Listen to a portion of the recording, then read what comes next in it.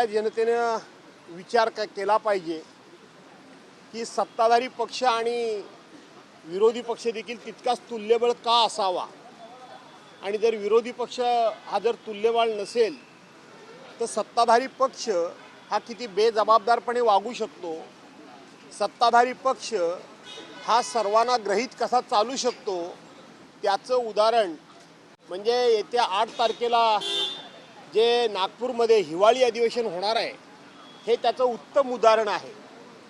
आज कामकाज सल्लागार समितीची मीटिंग झाली, त्याच्यामध्ये नागपूरमध्ये होणाऱ्या हिवाळी अधिवेशनासंदर्भात चर्चा विनिमय झाला।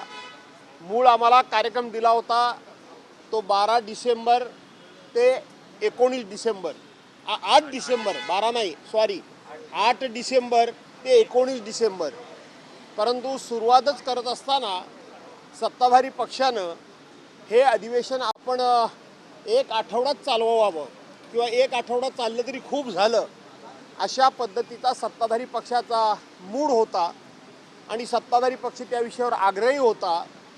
आम्ही सत्ताधारी पक्षाला नाना तऱ्हेनं सांगितलं की अवेळी पडलेल्या पावसामुळे संपूर्ण महाराष्ट्र उद्ध्वस्त झाला आहे। तुम्ही मंत्रिमंडळामध्ये शेतकऱ्यांना मदत करण्याची घोषणा केली आहे, परंतु खऱ्या अर्थानं ती घोषणा ही विधिमंडळाच्या फ्लोअरवर चर्चेला आली पाहिजे, त्याच्यावर विस्तारानं चर्चा झाली पाहिजे। आपण जे बोललात ते खरं की खोटं हे एकदा महाराष्ट्राच्या जनतेला कळलं पाहिजे आणि म्हणून अधिवेशन हे 2 आठवड्याच्या ऐवजी 3 आठवडे घ्या असा आमचा आग्रह होता। 3 नाही तर किमान ठरल्याप्रमाणे 2 आठवडे तरी अधिवेशन घ्या हा आमचा हट्ट होता, परंतु सरकारनं हा हट्ट मान्य केला नाही आणि अधिवेशन हे 14 तारखेला गुंडाळण्याचं जाहीर करून टाकलं।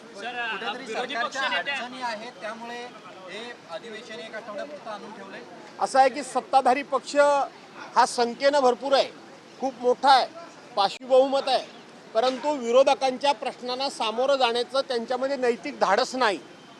सगळ्या क्षेत्रामध्ये सगळ्याच घटकांना त्यांनी घोषणांनी फसवलेलं असल्यामुळं सत्ताधारी पक्ष संख्येनं जास्त असेल परंतु विरोधी पक्षाच्या भडीमारापुढे विरोधी पक्षाच्या प्रश्नांना उत्तर देण्याचं धाडस आणि उत्तरं ही सत्ताधारी पक्षाकडे नसल्यामुळं सत्ताधारी पक्ष हा अधिवेशन वाढवून घेण्यास तयार नाही। सर, विरोधी पक्षनेत्याच्या संदर्भात तुम्ही मागणी केली का आजच्या संपूर्ण सल्लागार समितीच्या बैठकीमध्ये? काय उत्तर सरकारकडून देण्यात आलेलं आहे? मी सरकारला हे सांगितलं की आज वरचं विधान परिषदेचे विरोधी पक्षनेते त्यांची मुदत संपलेली आहे, विधानसभेच्या विरोधी पक्षनेत्याच्या नावाची घोषणा झालेली नाही। आपल्या लोकशाहीची ही परंपरा आहे, लोकशाहीचं शान आहे, लोकशाहीची एक आपल्या सर्वांना जर का बूज राखायची असेल तर घटनेमध्ये, नियमामध्ये, कायद्यामध्ये विरोधी पक्षनेता हा असलाच पाहिजे। विरोधी पक्षनेता हा संविधानिक पद आहे, त्याला कायद्यामध्ये आधार आहे। उपमुख्यमंत्री पद ही पदं संविधानिक नाहीत, उपमुख्यमंत्री पद ही पदं कुठेही नियमामध्ये नाही, ही तुम्ही तुमची केलेली राजकीय सोय आहे। परंतु डॉक्टर बाबासाहेब आंबेडकरांची घटना असेल, विधिमंडळ नियम असेल, प्रथा परंपरा असतील, याच्यामध्ये विरोधी पक्षनेता हा असलाच पाहिजे अशा पद्धतीची तरतूद आहे आणि म्हणून येत्या अधिवेशनामध्ये दोन्ही सभागृहाचे विरोधी पक्षनेतेपद तुम्ही या ठिकाणी जाहीर करा अशा प्रकारचा आग्रह आम्ही धरलेला आहे। सरकारकडनं काय मागणी करण्यात, सरकारकडनं काय उत्तर देण्यात आलं? सरकारकडनं या प्रश्नाला उत्तर काय देण्यात आलं? सरकार गंभीर आहे का या प्रश्नाला घेऊन? काय परिस्थिती काय? सरकार सभागृहाच्या बाहेर बोलताना खूप गंभीरपणे बोलतं। सरकारच्या वतीनं आम्हाला काही अडचण नाही, आमची संख्या खूप मोठी आहे, विरोधी पक्षनेता असलाच पाहिजे, आम्हाला काही अडचण नाही असं खूप साळसूतपणे बोलतात, परंतु तो कार्यक्रम विधिमंडळामध्ये येईल अशी अपेक्षा ठेवण्यापलीकडे आज आपल्या हातामध्ये काही नाही।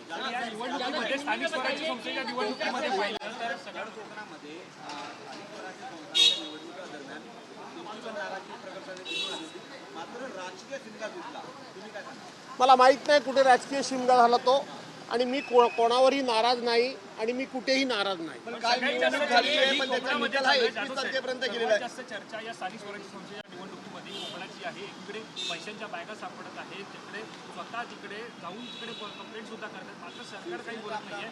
अशामध्ये याला जोडून असा प्रश्न आहे की निकाल आता थेट पुढे ढकलला. निवडणूक आयोग ही स्वायत्त संस्था आहे की कुठल्या पक्षाच्या कार्यालयामध्ये बसून काही निर्णय होतात असं सर्वसामान्य माणसाला वाटावं अशी परिस्थिती आहे. 22 तारखेला कोर्टानं निर्णय दिल्यानंतर 31 तारखेपर्यंत निवडणूक आयोग 24 नगरपालिकांच्या निवडणुका पुढे ढकलण्याची घोषणा करत नाही.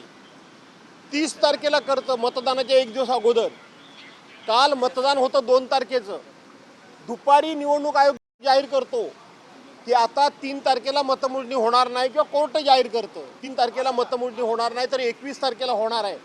आणि म्हणून या लोकशाहीची, या निवडणुकांची थट्टा उडवण्याचं काम सत्ताधारी पक्ष आणि त्यांच्या ह्या नावाला असलेल्या स्वायत्त संस्था, ह्या नावाला यांची स्वतःची स्वायत्तता आता राहिलेली नाही. हे आता आयोग फायोग जे हे आहेत हे फक्त मला वाटतं कोणाच्या तरी इशाऱ्यावर काम करणारे लोक झालेले आहेत. आणि म्हणून या सगळ्या गोष्टींची अशा पद्धतीनं वाताहत लागलेली आहे. एकीकडे मुख्यमंत्री म्हणत आहेत की निवडणुका पुढे ढकलणं हे चुकीचं आहे, मात्र अशा पद्धतीमध्ये दुबार मतदाराचा जेव्हा मुद्दा येतो त्यावेळेला मात्र मुख्यमंत्र्यांकडून बाजू घेतली जाते निवडणूक आयोगाची. याकडे कसं पाहता? असं आहे की तुम्हीच सांगता की एका वेळेला मुख्यमंत्री निवडणूक आयोगाच्या निर्णयाच्या विरोधात बोलतात, एकदा राज्याचे मुख्यमंत्री निवडणूक आयोगाच्या निर्णयाच्या बाजूने बोलतात असं तुम्ही म्हणता. याचा अर्थ महाराष्ट्राला पाहायला मिळालं की राज्याचे मुख्यमंत्री हे 2 तोंडानं बोलतायत. हे बरं झालं. कब से लेकर कब तक महाराष्ट्र सरकार का शीतकालीन सत्र होगा, आप लोगों की क्या मांग है? ऐसा है कि 8 दिसंबर को ये शीतकालीन सत्र की शुरुआत हो जाएगी और 14 तारीख को ये सत्र ये समाप्त हो जाएगा. ज़्यादा करके 7 दिन के लिए, सिर्फ और सिर्फ 7 दिन के लिए नागपुर में ये विंटर सेशन चलाया जाएगा, ताकि ये पूरा खर्चा करना या तो टाइम पास निकालना या तो हमने ये सेशन विदर्भ के लिए किया, बस इतना घोषणा करने के लिए ही ये सेशन है. किसी को न्याय देने के लिए, किसी को भी हक दिलाने के लिए, फार्मर को, कामगार को, महिलाओं को, किसी को ही मदद करने के लिए सत्र काम नहीं आएगा. विपक्ष की क्या मांग थी, क्योंकि बहुत बड़े पैमाने पे जो है नुकसान हुआ है? हमें जब कार्यक्रम पत्रिका दी गई थी तो 8 दिसंबर से 19 दिसंबर तक ये सत्र चला जाएगा, ऐसी हमें कार्यक्रम पत्रिका मिली थी. हमने कहा था 19 दिसंबर के आगे और एक हफ्ता आप सेशन चलाइए ना, तो कम से कम 19 तारीख तक तो चलाइए. लेकिन रूलिंग पार्टी, सत्ताधारी पार्टी बिल्कुल मानने के लिए तैयार नहीं. उन्होंने ज़्यादा से ज़्यादा हम लोग 14 दिसंबर तक सेशन चलाएंगे, उसके आगे हम नहीं चलाएंगे, उन्होंने फाइनल किया. जी, सवाल यह है कि एक बार फिर नेता विपक्ष बिना सदन चलेगा, ऐसा हमने ये मुद्दा आज उठाया कि दोनों सदन के विरोधी पक्ष नेता पद खाली है और ये डेमोक्रेसी के लिए शोभा नहीं देता, ये डेमोक्रेसी के हित में नहीं है. डेमोक्रेसी रहेगी, कॉन्स्टिट्यूशन रहेगा, नियम रहेगा, कानून रहेगा, उसमें अपोजिशन लीडर होना ही चाहिए. ये कानूनी तरतूद है. राज्य के डेप्यूटी सीएम, उप मुख्यमंत्री महोदय, ये कानूनी तरतूद नहीं है. ये डेमोक्रेसी में और संवैधानिक पद नहीं है. फिर भी आप 2 डेप्यूटी सीएम बनाते हो और एक अपोजिशन लीडर बनाते नहीं. ये आप लोकशाही, जिसको डेमोक्रेसी बोलते हैं, उसका आप यहाँ गला घोट रहे हैं. हमने बता दिया. लोकल बॉडी चुनाव में जो गड़बड़ी देखने को मिली है चुनाव के दौरान, फिर काउंटिंग को लेकर भी कई तरह की बातें की जा रही है, उसको लेकर क्या कहना है? जब रूलिंग पार्टी हारने का मौका आता है तब इलेक्शन होने के बाद में वो जो बॉक्स होते हैं, बैलेट बॉक्स, मतदान पेटी होती है, उसको ईवीएम मशीन होते हैं, उसको रखा जाता है पेंडिंग.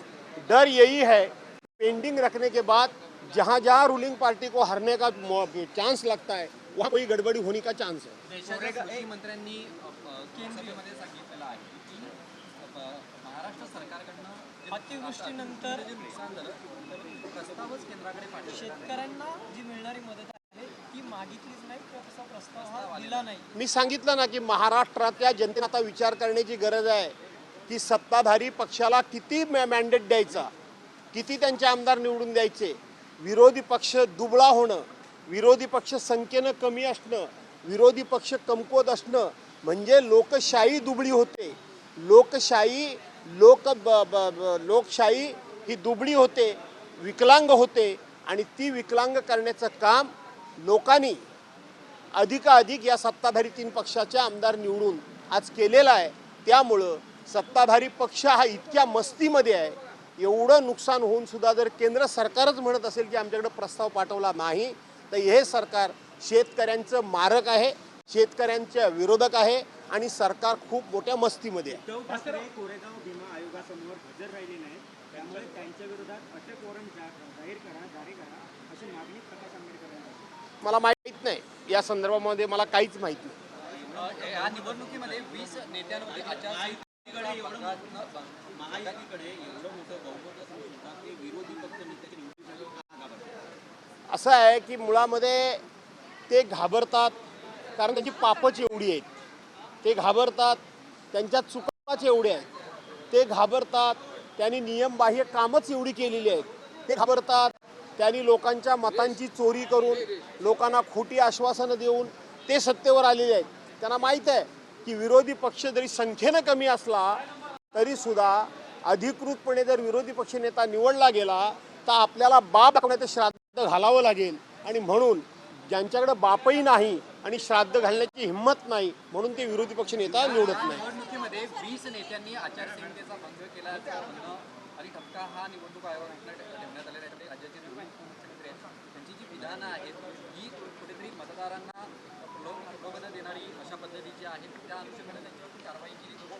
तुम्ही कशा पद्धतीनं बघता? असं आहे की निवडणूक आयोग हे पूर्वीचे निवडणूक आयोग जे होते ते निवडणूक होण्यापूर्वी 3 महिने कुठल्याही आर्थिक लाभाच्या योजना जाहीर झाल्या तर त्याला स्टे देत होते. कोण मतदाराला आर्थिक लाभाच्या योजना जाहीर करून त्यांचं मतदान आपल्या पारड्यात पाडण्याचं किंवा त्यांचं मतपरिवर्तन करण्याचं जर योजना जाहीर झाली तर निवडणूक आयोग त्याला स्टे देत होता. पण आताचा निवडणूक आयोग हा आंधळा आहे, मुका आहे, बहिरा आहे आणि कोणाच्या तरी पार्टी कार्यालयात बसलाय की काय असं वाटतं. आता बोलून फायदा काय? आता बोलून फायदा काय? लाडकी बहीण योजना जाहीर झाली निवडणुकीच्या तोंडावर. परवाच्या दिवशी बिहारमध्ये प्रत्येक महिलेच्या खात्यामध्ये 10-10 हजार रुपये गेले निवडणुकीच्या तोंडावर. कौशल्य विकास योजनेअंतर्गत प्रत्येक गावामध्ये 2-2 सरकारी आम्ही या माणसं नेमणार भरणार म्हणून सांगितलं निवडणुकीच्या तोंडावर. परवाच्या दिवशी प्रत्येक मंत्री जाऊन सांगतोय की माझ्याकडे हे खातं आहे, माझ्याकडे ते खातं आहे, मी मालक आहे, तुम्हाला एवढे पैसे देईन. निवडणूक आयोगाचे कान डोळे काय उघडे आहेत की नाही? असायला पाहिजे की नाही? पूर्वी अशी घोषणा जाहीर झाली तर ताबडतोब त्याला स्टे दिला जायचा, ताबडतोब ती योजना रद्द केली जायची. आज निवडणूक आयोगाच्या नजरेखाली, निवडणूक आयोगाच्या समोर अशा पद्धतीने ज्या वेळेला भ्रष्टाचारी योजना आणि सरकारी पैसे वाटून, यांच्या खिशातले ते वेगळेच पण सरकारी पैसे वाटून लोकांची मतं घेत आहे आणि निवडणूक आयोग सगळे उघड्या डोळ्याने बघतंय. निवडणूक आयोगाची स्वायत्त संस्था कसली आहे की नाही? आणि म्हणून आता बोलून फायदा नाही. निवडणूक आयोग फक्त बोलतंय, कारवाई काही करत नाही. लोकसभेला एक मुद्दा होता, लोकसभा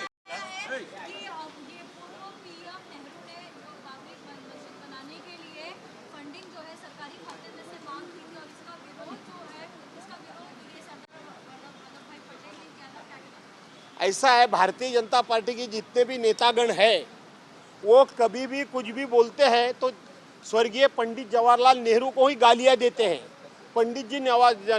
स्वर्गीय पंडित जवाहरलाल नेहरू जी 1964 में उनका देहांत हो गया. 36 और 61 ईयर्स, 61 साल हो गए, फिर भी तुम उनको गाली दोगे. इंदिरा गांधी का मर्डर 1984 में हो गया, उसको 41 ईयर्स, 41 साल हो गए, फिर भी तुम उनको ही गाली दोगे. राजीव गांधी का मर्डर 91 में हो गया, उसका मतलब उनको 33 ईयर्स हो गए, तो भी गाली देंगे. गाली देके हम अच्छे कैसे हैं ये बताने की कोशिश कर रहे हैं.